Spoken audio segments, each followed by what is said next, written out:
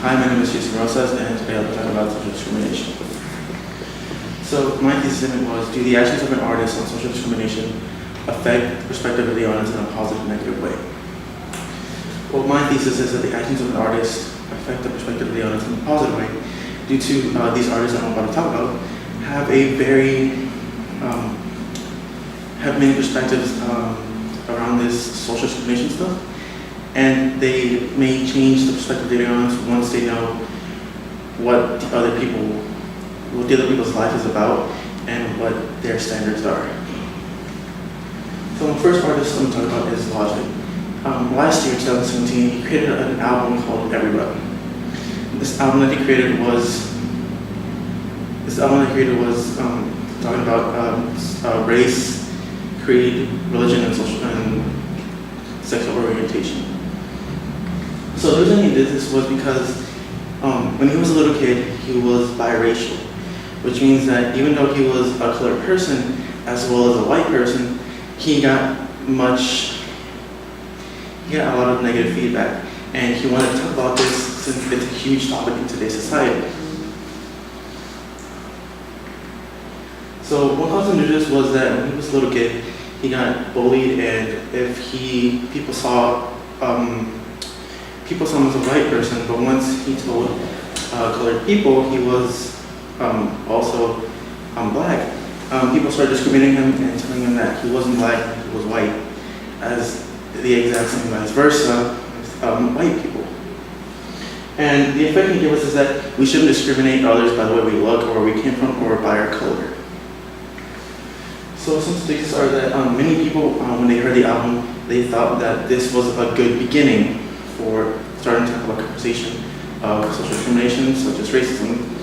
And many of them agreed to him that this was a very big topic, but many people didn't want to talk about it. This was a really big issue. Another artist that I chose was Jordan Lopez. He created a song last year also called I'm Not Racist.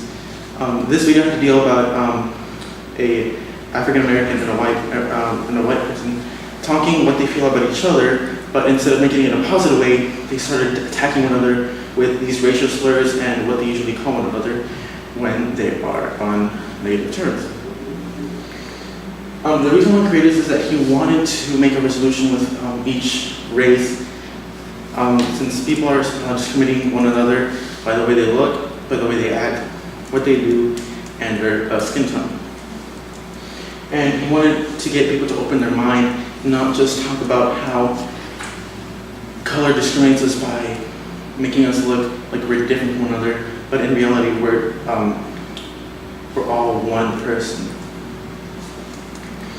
So the effects, one of the people who heard the song says that, whoa, I never saw it this way. I can see where the black man is coming from, I can see where the white man is coming from. This shows that people are changing their perspective on how they view a person, not just by judging their color or their skin tone, but where they actually came from.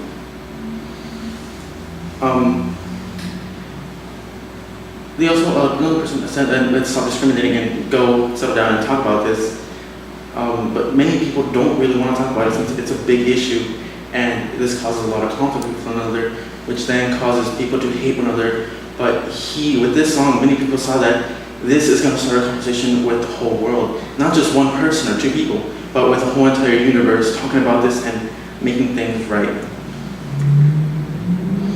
Some also statistics is that people said that this song has inspired them and made them change their perspective from one person to another, and to not discriminate just because they came from a place that they don't know, or if they don't know their backstory, they tend to assume things, which causes a bunch of conflict with one another. So another artist is Michael Jackson. He created a song, or not a song, more like a video about him ferociously dancing, and with no music on it. He called it Black and White. And on this many, in the video you can see that there's a car that has many racial slurs on it, which talks about how what people call one another and what they tend to say one another, and this causes much conflict. But this wanted to say that he really wanted to change the perspective of many people, not just by music, but what he feels like. He said he wanted to dance like he never danced before. He let everything out once he knew that this world wasn't the same just because they were being discriminated by one another and their social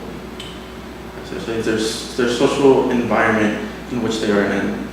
He wanted to show us that just because we're different doesn't mean we can't come to reasons with one another and make peace with one another. So this effect, many people saw this as a negative effect, but he later on then tried to explain the reason why he created this song or why he created this video. He tried to explain that we keep on calling each other these racial slurs and start discriminating one another, but in reality, that is what is tearing the people apart. And this makes him want to figure out, why is this happening? Why? Who is letting this happen? And how can we fix it? And he showed us this video by telling us that not just because we're different colored means that we have different personalities. We can all be the same and love one another if we get to know each other better. And some solution is that more people should start communicating with one another. My solution is that more people should start communicating with one another and try to figure out what the problem is. Not just start assuming what each other feels and what each other's perspective is, but try to get to learn one another and what their intentions are, their backstory, and try to figure out how to come together and become one, not just by saying these racial slurs or discriminating one another just because of their skin tone. And some limitations on this is that many people may not see this as a big issue, but in reality it is.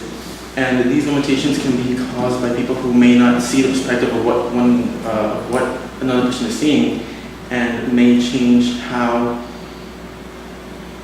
their thinking is. Okay.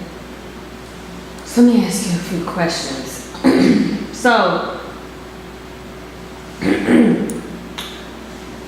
how valid and reliable are the sources that you use, and how do you know, and which ones didn't work?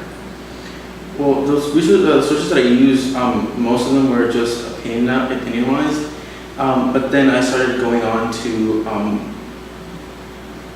interviews with the artists and what they feel and what they think of the situation.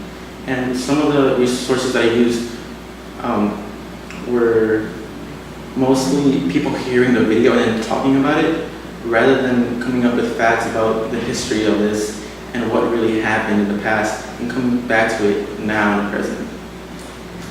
Okay.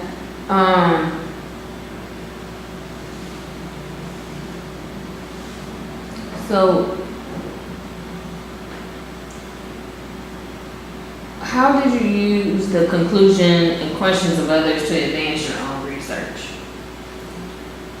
Well, many people were starting to talk about that this is just how it is, and like this is the way of living, and this isn't really what society is looking forward to.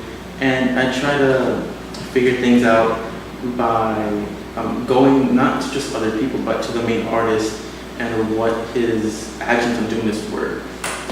All right.